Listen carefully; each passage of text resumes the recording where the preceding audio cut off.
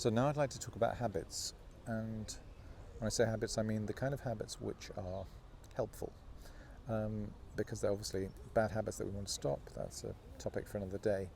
But when I was first getting into this many years ago, there was a big emphasis on goal setting, and goals are fine in that if you're in the corporate world, you have a team behind you or with you, and you're all aiming to do a particular thing. Similarly with sports and the military, you have all that backup and all those people aiming at a common goal.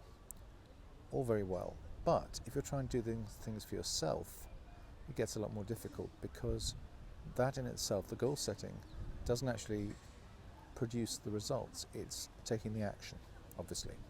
You can't. You can decide that you want to go east, and you want to go 50 miles away, but if you don't actually step outside your front door and start moving, you're not going to get anywhere. So in a similar way, we need to know what we're trying to achieve, but the habit obviously is something that you've decided on because it makes sense in order to get you there. So far so good. Now, so how should you start this? My answer is as minimally as possible. You make it ridiculously easy and you stick to it. So in other words, if it's 30 seconds you've decided to do 30 seconds. But just make sure that you do them every day, or however often you decide it's important to do it, that you want to do it. So that's 30 seconds every day, gets your brain into a habit, and it gets your whole body ready to do that. Some days you may feel very tired, you may not want to do a lot, it doesn't matter. Just do the minimum and come back to it fresh another day.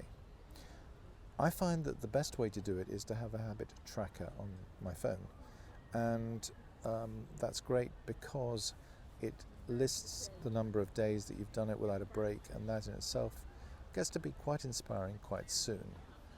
And if you do it on paper, you have to have the paper with you. Your phone generally goes with you wherever you go, and once you start to have maybe a dozen habits, it gets quite complicated. So it's actually much easier to have an app on your phone to do it with. But if you are a pen and paper kind of person, do it however it suits you, just get it done. That's the important thing. Next, if you miss a day, do it twice the next day. So that way you're making it important enough to keep going with, because that's really all that matters. You're setting a habit, and what a habit means is you do it every single day, or once a week if that's right for you. I have one habit I do twice a week, the rest I do daily, and that works pretty well for me. And once you've established it, then you can go on to another one and add one. But take it one step at a time, make sure it's in place, make sure you're doing it regularly, and that you know what the process feels like, because to a certain extent it's a question of feel. And once you have that in place, go ahead and add another one if you want to, and gradually they will build up and you will know what to expect. So you will find that some days a particular habit is not taking up that much of your time because another one is more important. That is fine. So just do the minimum, note it down, move on to the next one, and make sure you get them all done before you go to bed.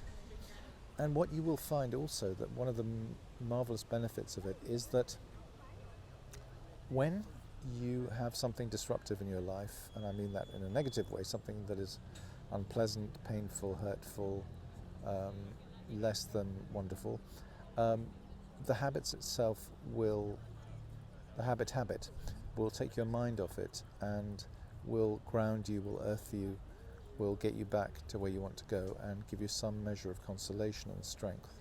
So just for that, it's worth doing. But there's also the realization after a month or two that you have made substantial progress in terms of whatever you're doing, and that it's worth doing, it's worth keeping going, and that you're actually living a good life, because the quality of your life is the quality of your habits at the end. And just to do them, you're doing a tiny bit each day, you're not doing a huge amount. Each individual session doesn't make that much difference, but it's the continuous, repeated habit that makes all the difference, and then you'll get the results you want. So try it out, go ahead and do it, keep going, just be happy with yourself when you get it done, and just make sure you do it. It's not about blame, it's not about feeling bad or even good necessarily. It's just about doing it in all weathers, at all times, whatever else is going on, because it's important enough, because that's what you want to achieve, because the goals are actually what you want. So, as I said, good luck, and I wish you every success.